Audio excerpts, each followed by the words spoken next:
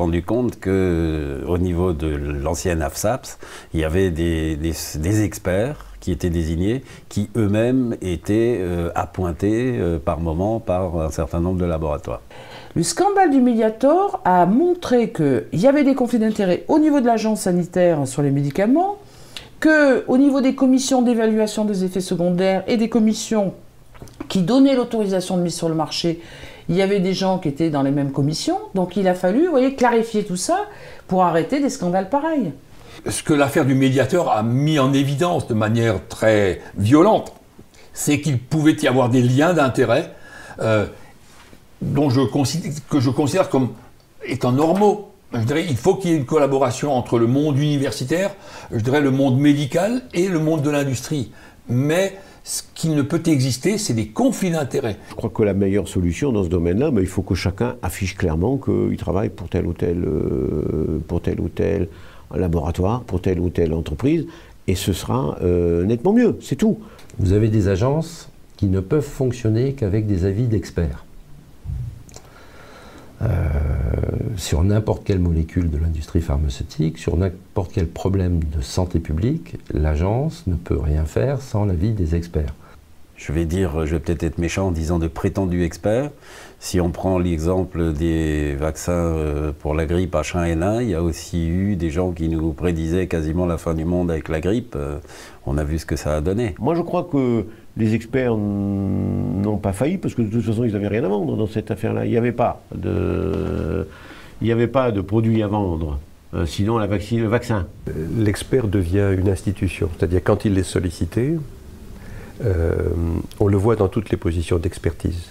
L'expert a besoin, pour être sollicité régulièrement, d'aller implicitement dans le sens de l'attente de celui qui fait la commande. Mais je crois qu'il y a une vraie question aussi. Est-ce qu'on met d'un côté les experts qui travaillent pour l'industrie pharmaceutique et de l'autre côté les experts qui travaillent uniquement pour l'État? C'est une vraie question. L'expert, pour moi, n'est quasiment jamais indépendant. Il est implicitement au service du commandeur.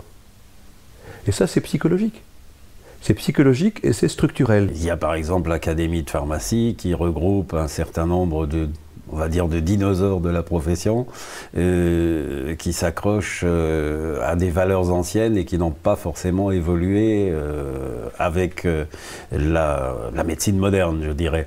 Il est clair que vous ne changez pas une structure, une organisation en changeant son nom. Mais que la culture de cette organisation prend du temps pour évoluer. Et à mon avis, il ne peut pas y avoir de réforme fondamentale dans l'esprit de ces décideurs parce qu'ils sont conformés, ils sont structurés dans leur imaginaire et dans leur représentation selon la conviction que le médecin est tout-puissant, que la médecine est toute puissante et que les laboratoires pharmaceutiques représentent un des fleurons de l'industrie française et mondiale. Donc on est sur un système où le médicament n'a plus la valeur d'apporter du soin, mais c'est purement une valeur marchande. Les laboratoires sont pas philanthropiques forcément.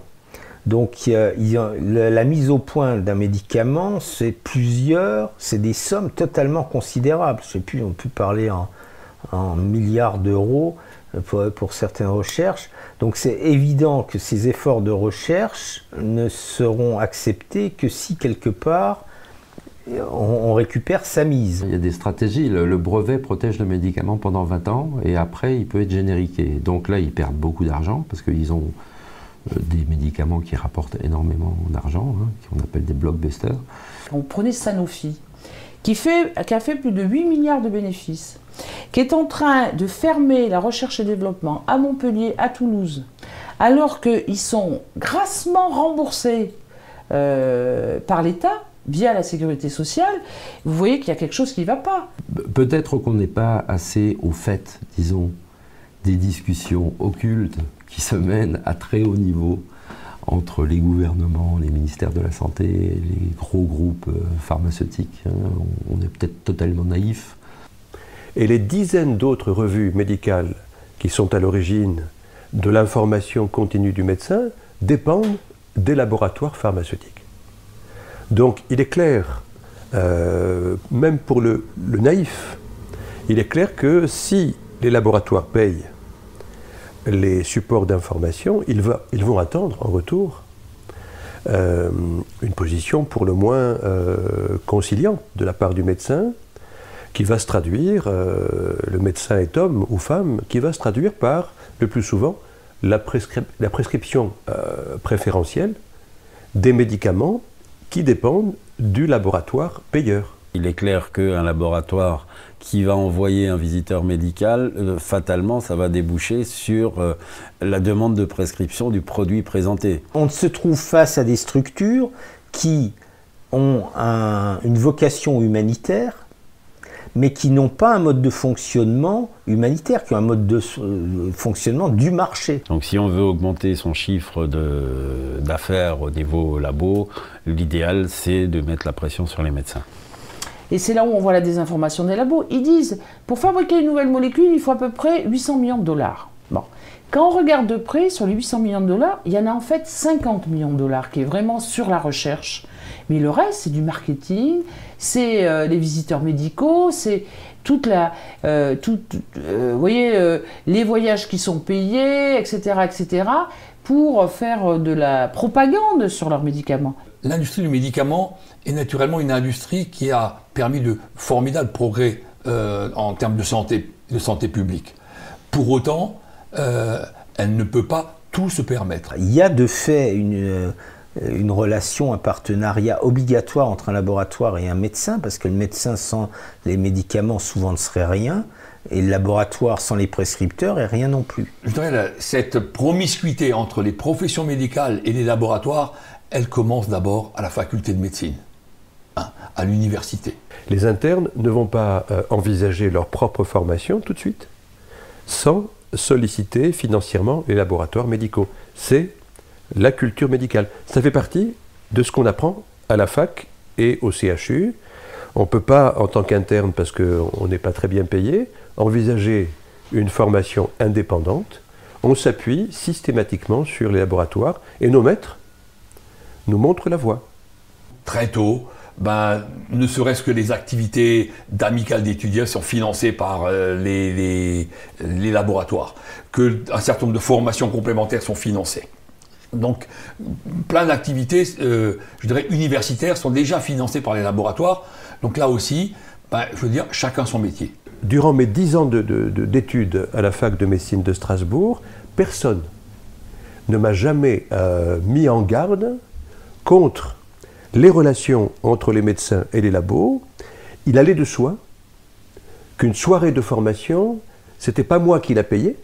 Je ne payais pas mon repas, je ne payais pas mon déplacement à un colloque, je ne payais pas mon inscription à ce colloque, c'était le laboratoire ou les laboratoires qui finançaient cette part, cette contribution à ma formation. Il y a certains scandales sanitaires qui risquent de tomber dans la mesure où, au fur et à mesure, on va peut-être encore découvrir malheureusement des choses qui ont existé.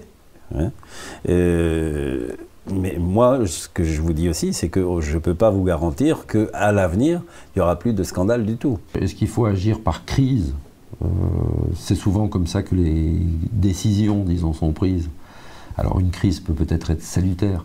Alors si vous dites, est-ce qu'il y aura encore des gros scandales? Alors on ne peut que le souhaiter, puisque c'est chaque fois qu'il y a une crise qu'on prend des arrêtés, des décrets, et que les choses bougent.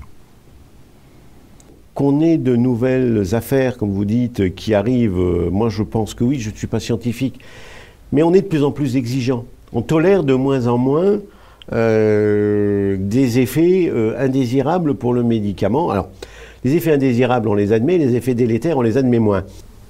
C'est certain, dans la mesure où la plupart des études de médicaments mis sur le marché ces dernières années ont été faites à l'aune de celles qui ont entraîné le scandale du Mediator ou du Vioxx. Donc c'est certain qu'il y aura d'autres scandales. Il faut des politiques qui ont la niaque, qui ont la connaissance, il faut donner des moyens aux politiques, si vous voulez, pour contrôler l'industrie. Sinon, si on ne fait rien, qu'on laisse faire, c'est l'industrie, par rapport à sa manne financière, son pouvoir financier, qui vont nous manipuler de façon incroyable. Et moi, je crois encore, si vous voulez, je crois encore à des politiques intègres, je crois encore à des politiques qui ont comme vision l'intérêt général et non pas l'intérêt particulier.